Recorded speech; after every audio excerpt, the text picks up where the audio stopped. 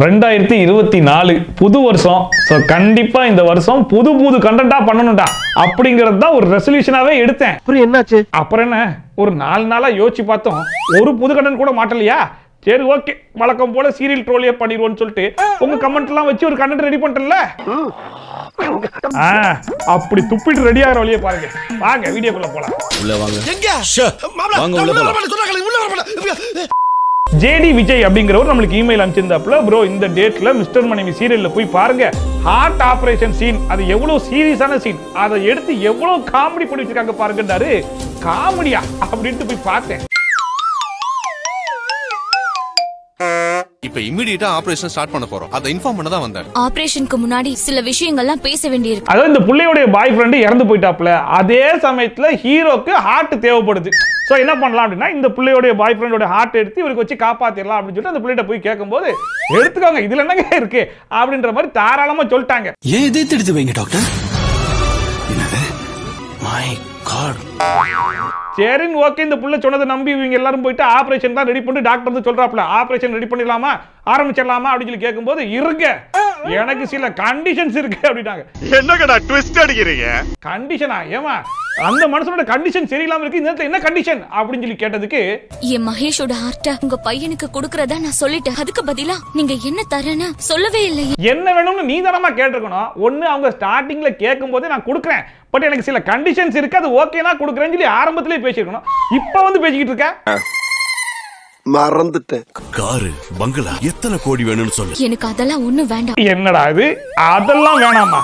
ஒருவேளை இந்த மெக்கானிக் ஷாப்ல போயிட்டு ஏதாச்சும் பார்ட்ஸை ரீப்ளேஸ் பண்ணோம்னா பழைய பார்ட்ஸை கொடுத்துருக்கு சார் அப்படின்னு சொல்லி சில பேர்லாம் கேட்டு வாங்குவாங்க இல்லையா, அந்த மாதிரி ஹீரோவுடைய ஹார்ட் எதுவும் கேட்க போறாங்களோ நினைக்கிறான். அப்படி பஞ்சாயத்து பண்ண நினைக்கிறான், அதை சொல்லு முதல்ல.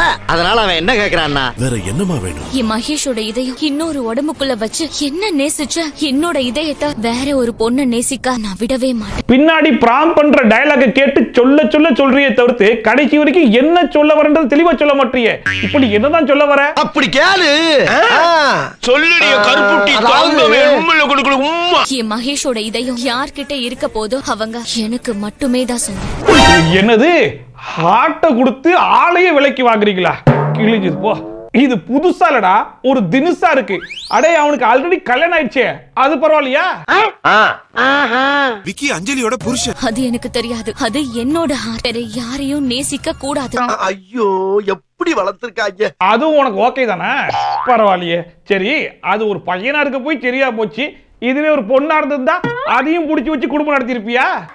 இப்படி குண்டக்க மண்டக்க கேள்வி கேட்டா குத்து மதிப்பா தான் பதில் சொல்ல முடியும். சொல்றா. ஆனா மத்த சீரியல் டைரக்டர் மாதிரி யோசிக்காம நான் புதுசா யோசிக்கிறேன்னு ஒரு தினுசா யோசிச்சாரு பாத்தீங்களா? கண்டிப்பா அந்த டைரக்டருக்கு ஒரு பாராட்டு விழா வச்சே ஆகணும்டா. எனக்கு எதுக்கு பாராட்டு விழா? நான் என் கடமையை தானே செஞ்சேன், அதுக்கு எதுக்கு பாராட்டு விழா? அடுத்ததா சிஜிர் அப்படிங்கிறவங்க கமெண்ட் பண்ணியிருந்தாங்க, ஹாய் ப்ரோ, சன் டிவி ஆனந்தராகம் சீரியல்ல இந்த டேட்ல போய் பாருங்க, ஒரு பயங்கரமான சீரியஸ் சீனை மறுபடியும் எடுத்து காமெடி பண்ணி வச்சிருக்காங்க அப்படிங்கிற மாதிரி போட்டிருந்தாங்க. அப்படி என்ன காமெடி சீனா இருக்கும்னு போய் பார்த்தேன். என்ன எனக்காக வெயிட்டிங்க இந்த வந்துகிட்டே இருக்கு.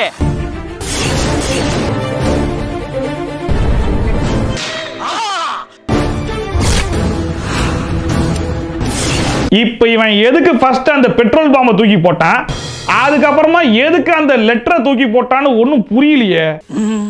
புரியக்கூடாது, புரிஞ்சாதான் கஷ்டமே. எனக்கு தெரிஞ்சு இந்த வில்லன் ஆகிறதுக்கு முன்னாடி போஸ்ட் மாஸ்டரா வேலை பார்த்திருப்பாரு போல இருக்கு. ஒண்ணு அந்த ஆளை போட்டு தள்ளணும், ஒருவேளை போட்டு தள்ள முடியல, அது சொதப்பிச்சு அப்படின்னா அட்லீஸ்ட் அந்த லெட்டரேஜ் போய் கொடுத்து வந்துடணும். எனக்கு வந்து தபாலா இல்ல பக்கத்து வீட்டுக்காரங்களுக்கு வந்துச்சு, நீயே வச்சுக்க அப்படிங்கிற மாதிரியான பயங்கரமான பிளான் எல்லாம் போட்டு வச்சிருக்காங்க. ஆனா இதுல இது மிஸ்டேக் கிடையாது. என்ன தெரியுமா மிஸ்டேக்? இந்த தப்பு எங்கயா நடந்தது தெரியலையே.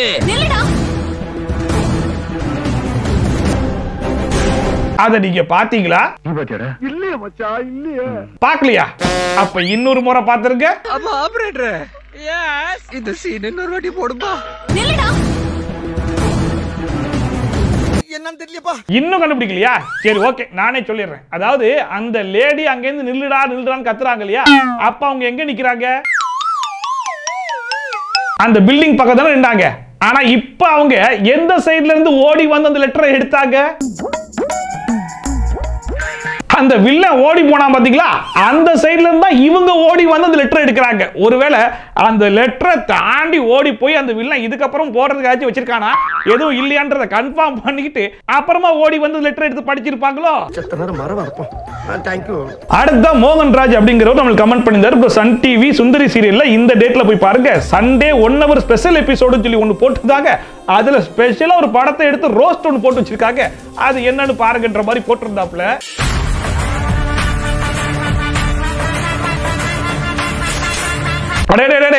எந்த படத்தை எடுத்திருக்கீங்க நீங்க? என்ன மியூசிக்கை பின்னாடி போட்டு வச்சிருக்கீங்க? ஒருவேளை மியூசிக்கை மாத்தி போட்டுட்டா எவனும் கண்டுபிடிக்க முடியாதுன்னு எது நினைச்சிட்டீங்களோ? ஒரிஜினல் மியூசிக்கை போடுங்கடா.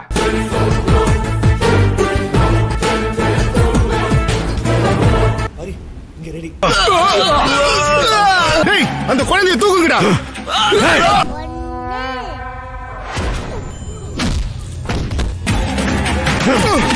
இருக்கீங்க ரெண்டு பேரும்.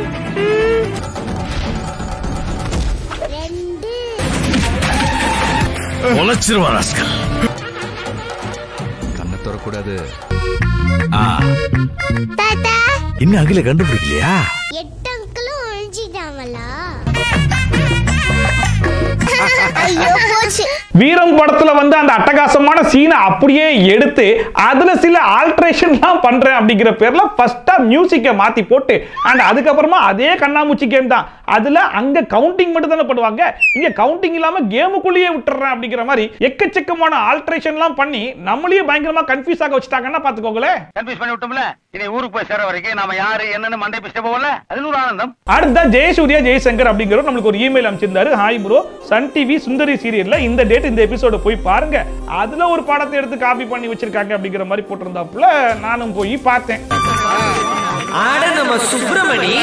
கோவில் திருவிழா கான்செப்டை ஆரம்பிச்சாச்சு, இதுல சில காமெடிகள்லாம் பண்ணணும், என்ன பண்றது அப்படின்னு சொல்லிட்டு பயங்கரமா யோசிச்சு மூளை எடுத்து வெளியே கசக்கிட்டு இருக்கும் போது ஓடிடில வருத்தப்படாத வாலிபர் சங்கம்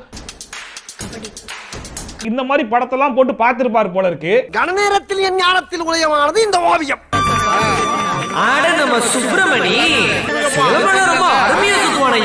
அடுத்தபடியாக கணக்கம்பட்டியிலே பலமுறை பானை உடைத்து சாதனை படைத்த சித்தப்பா புலிப்பாண்டி அவர்கள்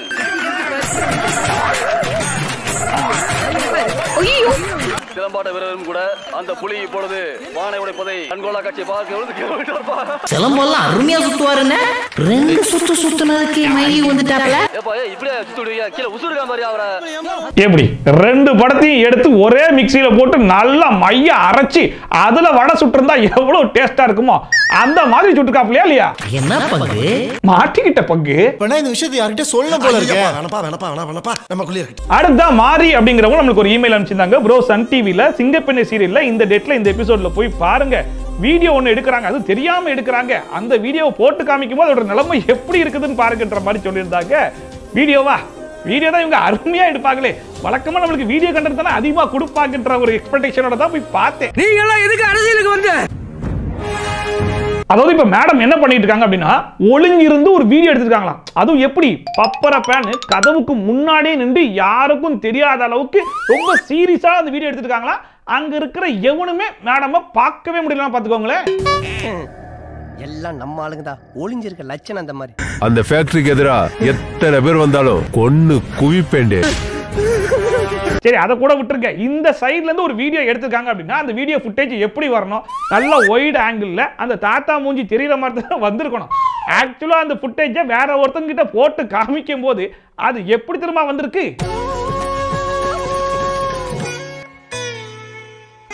நீ இல்லடே, அந்த ஃபேக்டரிக்கு எதிரா எத்தனை பேர் வந்தாலும் கொன்னு குவிப்பேண்டே. What's wrong with you Rajina? நான் என்ன பண்ண சொன்னா நீ என்ன பண்ணி வச்சிருக்க? அத நீங்க கேட்க கூடாது, நாங்க கேட்கணும். போன்ல ரெக்கார்ட் பண்ண வீடியோவை போட்டு காமிக்க சொன்னா சன் நெக்ஸ்ட்ல இருக்கிற வீடியோவை டவுன்லோட் பண்ணி போட்டு காமிச்சிட்டு இருக்கீங்களே, இது உங்களுக்கே நியாயமா இருக்கா?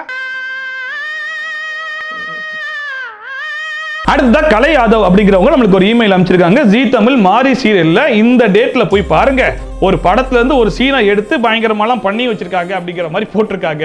நம்மள டேபிள் விட்டு எந்திரிக்க சொன்னான்ல, நான் அவனை இங்க இருந்தே அடிக்கிறேன், பாக்குறீங்களா? அந்த ஆளை இங்க இருந்தே அடிப்பியா? எப்படி அடிப்ப? Hello hello hello hello. ஓ இதுக்கு பேர் தான் நோக்கு வருமாமா. Super super. கீழே எழுதி போட்டிருந்தீங்கன்னா இன்னும் கொஞ்சம் நல்லா இருந்திருக்கும். இருந்தாலும் டைரக்டர் சார் அவருடைய 7ஆம் அறிவை யூஸ் பண்ணி வச்சு 7ஆம் அறிவு படத்துல வந்து ஒரு சீனை ஆட்டையை போட்டு எதுவும் பண்ணிட்டாரோ அப்படின்னு நீங்க எந்த டவுட்டும் பற்றக்கூடாது அப்படிங்கிறதுனால தான் அடுத்த ஒரு பயங்கரமான ட்விஸ்ட் ஒன்று வச்சிருக்காரு. அதையும் பார்த்துருங்க. இந்த நாடகத்தையும் பார்த்துருங்க. ஐ அம் சாரி மேடம். இப்ப நான் என்ன செய்யணும் சொல்லுங்க மேடம். பின்னாடி டேபிள்ல உட்கார்ந்திருக்கவன போய் நீ அடிக்கணும். சரிங்க மேடம். ஐயோ ஒரு நிமிஷத்துல உடம்பெல்லாம் குப்புன்னு வேர்க்குதே. என்ன புடிச்சுக்கடா கைத்தாங்களா? எப்படி அந்த படத்துல பார்வையிலே வசியம் பண்ணா இங்க நாங்க மைண்ட் வாய்ஸ்லாம் போட்டு அப்டேட் பண்ணி வச்சிருக்கோம்ல அப்படிங்கிற மாதிரி பயங்கரமா பண்ணி வச்சிருக்காங்க. அடே இதுக்கு பேர் நோக்கு வர்மம் கிடையாதுடா. இது தமிழ் சீரியலுடைய பாரம்பரியம். காலங்காலமா 2 பேர் மைண்ட் வாய்ஸ்ல பேசிப்பாங்க. வில்லன் வில்லி ஆகட்டும், மாமியார் மருமலாகட்டும், இவங்க எல்லாம் மைண்ட் வாய்ஸ்ல தான் பல வருஷமா பேசிட்டு இருக்காங்க. நீங்க அதுல நோக்கு வர்மத்தை சேர்த்து இதுக்கு பேர் தான் 7ஆம் அறிவுன்னு சொல்லிக்க பாத்தீங்களா? அங்க அடிக்கிறீங்க அடிங்க, அங்க அடிக்கிறீங்க. எதுக்கு கஸ்டமர் அடிக்கிற? அவதோ பார்த்தா போலீஸ்காரனை சுட்டா. எப்படி என்ன சார் நடந்துச்சு? நான் கஸ்டமர் அடிச்சேனா? என்ன சார் சொல்றீங்க? அது ஹிப்னாட்டிசம். நோக்கு வர்மம்னு இங்க இருந்து போனதுதான். ஆனா ஒண்ணியா இதெல்லாம் நீங்க சீரியஸா எடுத்து அத பார்த்து நாங்க வயிறு கொடுக்க சிரிக்கிறோம் பாத்தீங்களா? அது வரைக்கும் சந்தோஷம். அவருக்கு என்ன பிளஸ்னா அவர் சீரியஸ் பண்றாரு தெரியுங்களா? அதையே நம்ம எல்லாரும் காமெடி நினைக்க வைக்கிறோம் பாத்தீங்களா? அதுதான் ஒரு பெரிய காமெடி. அடுத்ததா இந்தி கிச்சன் அப்படின்றவங்க கமெண்ட் பண்ணியிருந்தாங்க. பாண்டியன் ஸ்டோர்ல இந்த டேட்ல போய் பாருங்க. மீனா அவங்க அப்பா கிட்ட பேசிட்டு இருக்கும்போது அதுல வந்து ஒரு மிஸ்டேக் இருக்கு அப்படின்னு சொல்லிட்டு இருந்தாங்க. அந்த மிஸ்டேக்கை நானும் பார்த்தேன். எனக்கு செம்மையா காண்டாயி போச்சு. கொஞ்சம் நான் என்ன சொல்ல வரேன்னு புரிஞ்சுக்கோங்கப்பா. சாந்தி வண்டியில ஏறப்பா. மனம் வந்து நின்னு. அதாவது என்னுடைய ஃபேவரட் சீரியலான ஈரமான ரோஜாவை முடிஞ்சு போச்சு அப்படிங்கிறதுனால எல்லாருக்குமே குளிர் விட்டு போச்சுன்னு நினைக்கிறேன். அவங்க ஃபார்மட்டை எடுத்து எல்லாருமே யூஸ் பண்ணிக்கிறாங்க. இன்ஸ்பெக்டர் என்ன சொல்றீங்க? புரியலையா? மீனா ஒரு ஹேண்ட்பேக் போட்டுருக்காங்க இல்லையா? அவங்க ஹேண்ட்பேக் க்ளோஸ் அப் ஷாட்ல எப்படி இருக்கு, ஒயிட் ஷாட்ல எப்படி இருக்குன்னு பாருங்க.